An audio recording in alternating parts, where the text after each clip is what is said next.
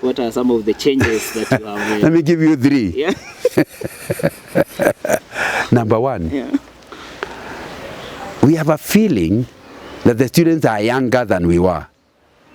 That's right. You see, when I went to university, you had to sign a paper if you are below 21. Because you see, that time 18 was not the age of voting. You could only vote if you are 21. It's in 1974, later, when I was in the universities, when Jomo Kenyatta changed and said an 18-year-old can vote. Yeah. But in the British Commonwealth, the age of adulthood was 21. I think similar to the Bible one. Yeah. Now, so and I wanted to use that to tell you, I did not sign that paper. Yeah.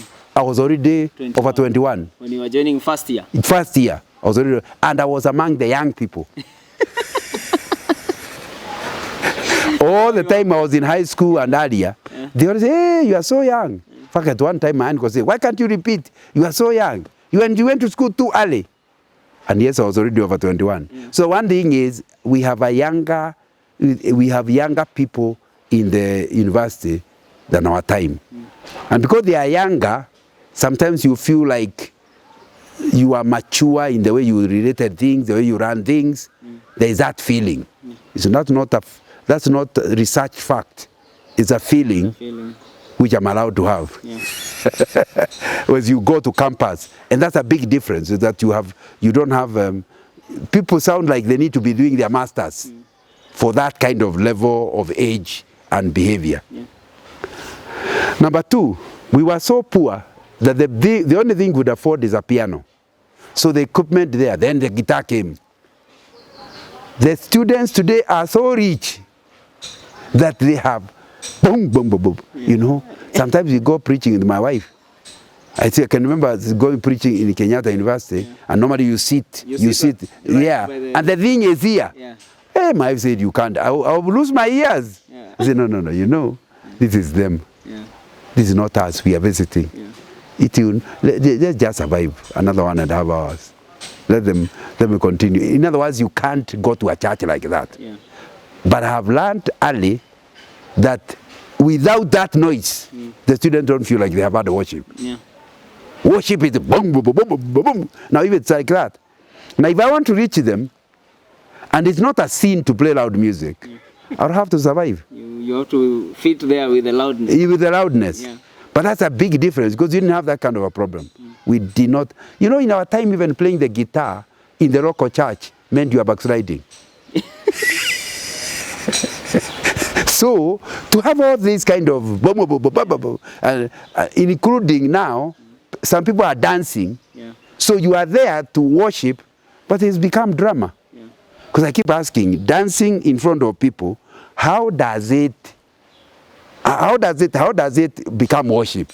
When you actually, even the styles, it's for us to see. Yeah. You can't copy them as a... No, they even want you to copy. They remember the people dancing want to say, turn to the left, turn to the right. My goodness. It's a childish, but I also don't find the theological basis for asking them. Because we always dance. Students always dance. But it's not, you are not dancing to a tune or to be seen. Everybody does whatever their style they want in the congregation. Because as you are singing choruses, you are clapping, you are moving. But now the people we have, the noise and the whole entertainment thing, such that if the students don't get that equipment, they see you could run without people. Yeah. We didn't have that problem at all. And it's quite an issue. The third thing, and I don't have enough facts to be able to deal with this, I have a feeling like the students of today in the CU, there are more who are sexually active than was in our time. To be saved that time was a serious issue. Even the other students say, oh, Meokoka, you saved. It was a serious issue. These days you keep hearing of young people who have redefined the word girlfriend. Girlfriend does not mean girlfriend. It means a potential wife. And we can test. Now, sin was always there, even in our time. But it sounds like it's become more perverse. And the whole issue, in fact, the other day I was with one of my mentees, told me something that shocked me. He said, you know, Brother Nganga, we fell into sin. Oh, I hope you are sorry. Oh yes, we have cried, but we've decided to live together. I said, wait a minute. I thought you told me you are sorry. Why would you now need to stay together? If you are sorry, you stop it. Get married and start living together. Yeah. He says, why pretend we are holy when we are sinful? I never heard of their theology. I had it with all my years working young people. Yeah, I've not heard of it. I've not heard that. Yeah. But now I've had it. After that, I think that was about 4 years ago, I've had it from 2 others. Where because you fell into sin, you decide to stay together. Why pretend? The idea of sexual sin being so bad that even if she got pregnant, you can't touch her again. Until, because this is what is, I keep telling young people, what is, and I've said it in my book, Finding a Life Partner. Yeah. I have a chapter on sexual issues. And I say, immorality is sleeping with somebody before you marry them, or sleeping with somebody you have not yet married. You are not married to. Yeah. It means, even if she became pregnant, the next time you sleep with her, you are still sinning. Yeah. You are adding another sin. Married to her. Because you are not married. Yeah. There is a process of marriage that each culture allows. Yeah. And in Christianity, we want a man of God to pray over you and declare you married. You're not two people who met and you fell into sin. The sin becomes the basis of your staying together. No, you need to repent. And even if you don't give us tea, because tea is not part of the wedding, go to a church, let the pastor marry you even inside his office. That way, in prayer, you are declared man of. Anyway, those are 3 things that you have observed. Yeah, let me give you 3 that are better. Yeah. Because you need to understand that, because a lot of old people like talking like things were better in our time. 3 things that are better. Number 1, although you have heard me hate about the noise, I believe worship and involvement of students in worship is far much better now than it was in our time. You can see the students, whether it is the machine that has made it possible or whatever, there is a big involvement in terms of worship. And even now you hear of many CUs where they have even recorded songs. Yeah. So there's a much, when I look at our CU, whether Kenyatta or Nairobi or Kabete campus or medical school, the campuses that were having CUs in my time, I think that has gone very, very well. And I think that's something that should have. Number 2, mission. We hardly had, mission to us was come to speak to us. We felt responsible for every, and university mission meant that every student, every worker must be challenged with the gospel. Mission today is not just on campus. It is going to the unreached people groups. Yeah. And I can tell you, the way the universities have done it in the latter years, it's no comparison. It's the best thing that ever happened. And we are very grateful that, and I believe it's a product of commission, yeah, that there is a whole emphasis of reaching outside campus. And so by the time people graduate, they are used to going out to witness to people, people groups, wherever. In the open air, house to house, whatever. I think it happens in a much better way than it did in our time. Statistically, yeah, with the figures, yeah, the CU is the largest mission sending organization in this country. I would have to agree. Because remember I'm speaking from campus to campus. Yeah. Every time I'm in a campus during announcements, remember our mission. Yeah. In August, remember our mission. And whether I'm in Egerton or I'm in Moi or in Maseno, or in the university with a long name, Ogiga Odinga University of they are all announcing something about the university they will go, the mission they will go to. Yeah. So I believe that is something that has happened that is far much better. Thirdly, and I'm telling you about things that are better now in the CU than was at our time. is the whole issue about best P did not exist in our time. Training people in understanding the interpretation of scriptures and expounding of the scriptures. We never had anything of the sort. And it means any student now graduating out of a CU is better equipped than we were at our time. And that would mean the students need to be encouraged to take advantage of training like Best P. In fact, I keep telling young people, there are 3 things you can't tell me you're in a CU and you never took advantage of it. Commission, because commission is the one that puts in your head, if you can't hear the speaker whole week, people are telling you, you cannot be a Christian who doesn't go out. The whole week. You need every student to go through a commission to become a product, to claim to be a graduate of CU. Because that's a huge, and of course that's why it cannot be repeated. It's expensive, but it's very, very important. Number 2, you must go to the Bible conference, Ezra. Because Ezra is the mother of Best P. Because you have a whole period of time when you are only learning. You are in Bible school actually. Scripture engagement. Scripture engagement. How would you graduate before you now do that? I think there's something wrong with you. If you are then number 3, university mission in campus, learning how to witness to your colleagues. Although I'm not too happy with the way university missions are run, because they are run exactly like a normal CU meeting. It's only now there is a whole week or a whole 3 days of repeating the same thing. They are not the kind of special things that we used to have. But those are things, just to tell you, the things that are now. What would you ask the students to do when they are doing university mission that you don't see them doing now? Now, the university, and we have to call them different so that it's clear there is the university outreach and university in. We call it, in Focus we call it evangelism on campus. Okay. Yeah. And we are 3 things. Yeah. Number 1, I think, and that's my thinking, that they must aim like we did on the university, not on students. When you had the university mission, there were meetings for cooks in Swahili.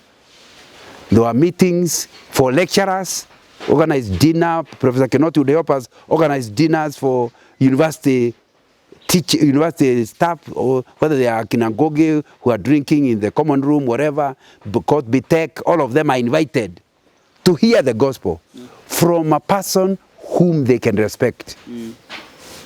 And then you have university, you have somebody now inviting all the university students to those meetings. Now that is missing in many of the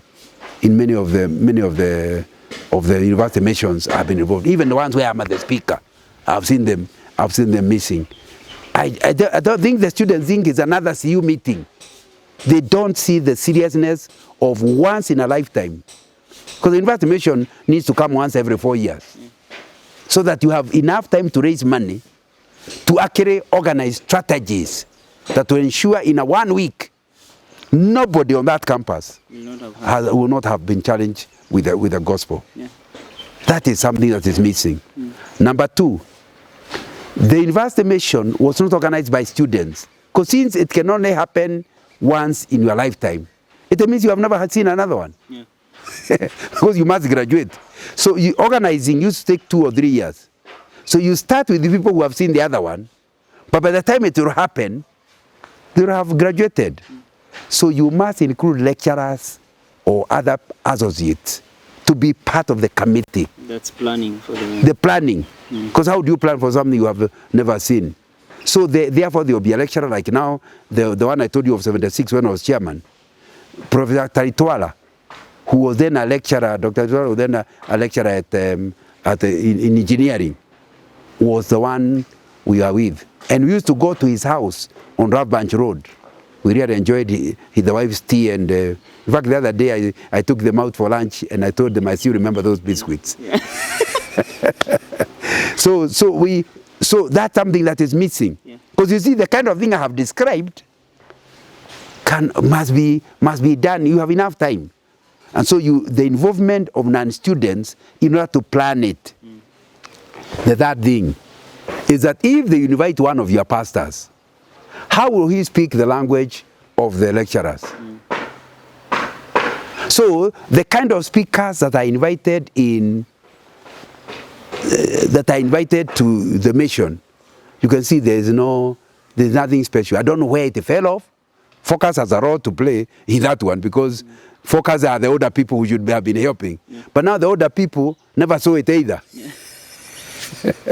We are the older people. Yes, you are the older people, and you never saw it, so it will be difficult. So part of it we have to blame ourselves, now my generation.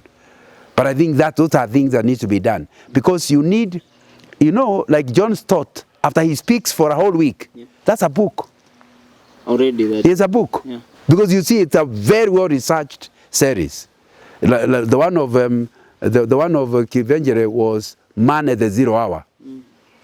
And when you came to Monday, you wanted to come on Tuesday. You are looking, what is he going to say next? Because you will say what he has said and tell you what you will cover the following day. So the Taifa Hall was full. With not just students. It's an academic stuff. Yeah. But people are still getting saved. But the idea was not to do the altar call from that. It's a provocation. As soon as he finishes, there was tea in the halls. So you move from there to 13 or to 12, whatever, in order to go to take tea. So some people who never even came to the main one will come. But now is an issue for the non-Christians to challenge the Christians. What was that man saying? That was nonsense. People got saved in that interaction. That mayor tells you that when you come as a university main missioner, you must have another 20, 30 assistant missioners who will be in every one of the halls. Now, the other day I was invited, I think it was Apakabete, where I was the university chief missioner. When we preach and people wanted to remain behind, it's when I realized I'm all alone. I said, where are their missioners? No, you are. I became like a doctor. You see one, he goes, you see another one. You are there until midnight, seeing people. And I said, what happened? How did we not where did the students lose it? Because you see, if you bombard one campus, 100 of you, all people interested in student ministry, there'll be a difference on that campus. And that's what is actually missing. So you have to sort out who is the speaker, but you also have to sort out this idea of a team of people who are told 2 years in advance so they can take leave during that period. That on this particular month, number 2, you can't have every campus, like University of Nairobi. You can't have a mission. You cannot have a mission during the same year, Apakabete, because you see, you need Akabakia students to come to bombard the main campus. You are inviting all of them to come and flood the place. How would you do that when Apakabete wants to have at the same time with main campus? We need a coordination that allows university mission. If one is in first semester, the other one must be in that semester. And if it is near each other, the following year.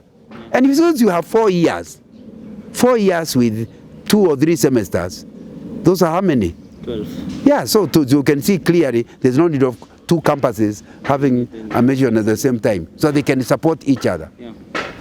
I hope I'm making sense. You are. Because it's important. And I'm not suggesting that it will happen tomorrow, but people need to think about it and ask themselves, what are they missing by doing it the way they are doing it? The Fellowship of Christian Unions, reaching students, changing nations.